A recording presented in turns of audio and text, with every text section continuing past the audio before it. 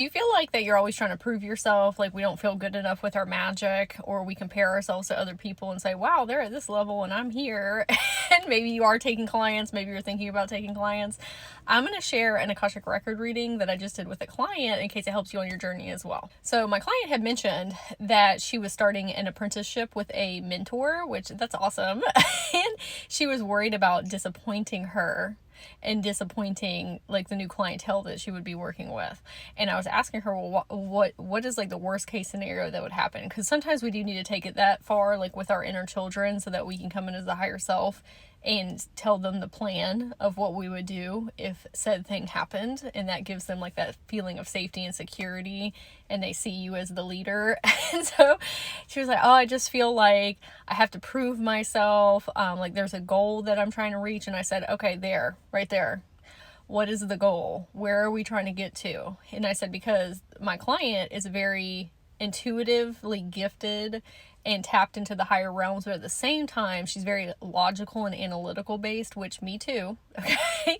And I've always been a very goal oriented person, and I was explaining to her that sometimes we're trying to actually fit spirituality into the context of goals, and sometimes that's through a capitalistic lens as well. I said, so what's the goal? Because there can be tangible goals. Maybe it's I want to reach 50,000 community members, or I want to make $100,000 this year in my spiritual business, or maybe I want to have this number of clients. I said, but are your inner children trying to get to a frequency level goal? Like, oh, once I learn this or hit this consciousness level or feel this within myself, then I can call myself an advanced healer or a priestess or whatever archetype that they're working towards. So she was like, yes, but then there were some other wounds that were happening, and that was from childhood, that it's called like overachieving and people pleasing and feeling like we're not good enough. So all of that was going to have to be looked at as well. And I was explaining magic is not tangible. Okay, that is something that is internal, and it's not something that you can necessarily see outside of yourself. And if we're trying to make it a tangible goal, that's where the comparison game starts coming in with other people and their consciousness awakening journeys. She was saying how accomplished her mentor is, like, so, levels above in abilities and consciousness. And I said, okay, but you're also discounting how you're an expert in your consciousness level, because sometimes we are looking at consciousness as a whole when it works like a ladder system. So I can be an expert in the here and now in the consciousness that I'm in, which is equivalent to somebody who is further in their journey at a different consciousness level and has different understandings and abilities, but comparably we are both experts. And I said, I totally get being mindful of wanting to be the best and having the best abilities and the best consciousness, because we are holding people's souls in our hands when we are healing them. And so we just want to be really sincere and aware and integral, and like I get that, but then sometimes those things are actually being a detriment to self because you're over analyzing and overthinking, and you're also not fully believing in your magic and your capabilities. This is where we're going to do a huge reframe, okay?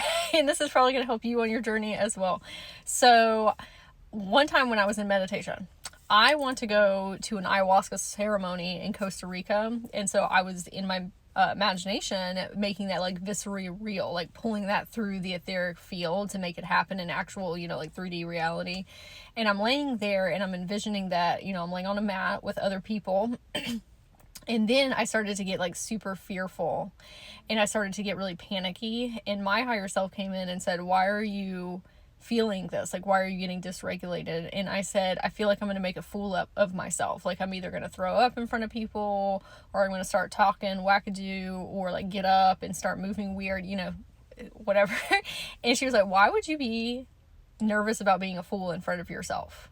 And I was like, what do you mean? And she said, you know that we're all from source and we're all reflections of one another. Like, you deeply understand that, right? And I said, yes. And she said, like, everybody is you.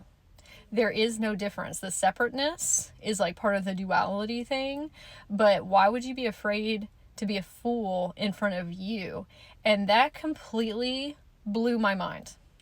It really cracked open this unworthiness and self-concept thing that I had running, that program.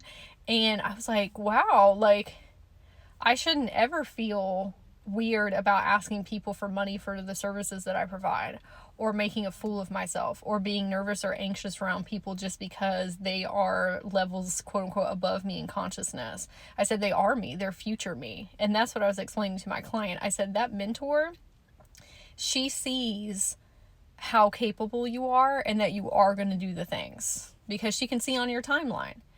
Just like I could see on people's timelines. I said, she's picking you for a specific reason. It's a selective program, right? She's not just letting anybody into the program.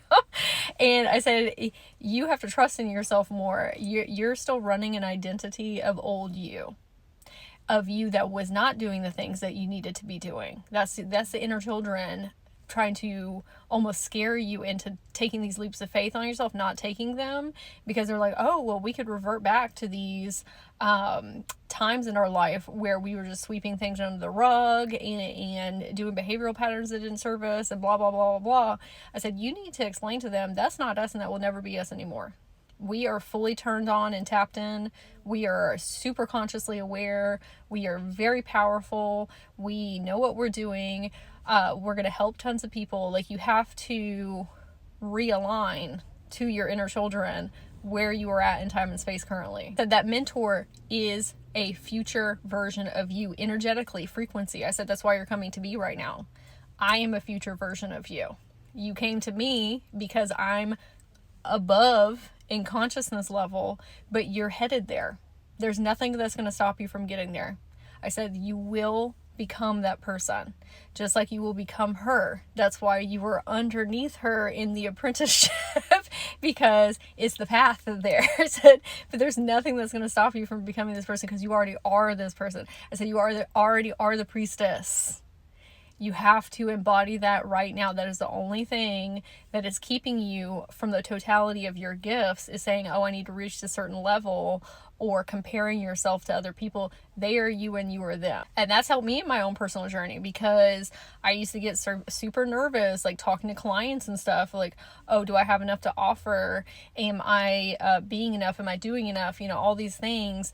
Am I going to say the wrong thing? Am I going to pull up enough stuff in their Akashic records? You know, all this stuff. And like, why would I be nervous about talking to myself? Okay. It is a learning and growing experience. Everyone in my life is me, helping me traverse through this experience. And one of the other things that I saw with their inner children is they were trying to compact like everything into this incarnation. And I said, do you have a fear running that you're going to forget in the next timeline? And she was like, yeah, I think they are scared of that. And I said, time is infinite. I said, if you're awake in this incarnation, you're going to be awake in your next incarnation. When you fully crack open to the multidimensionality within, you are going to remember in your timelines.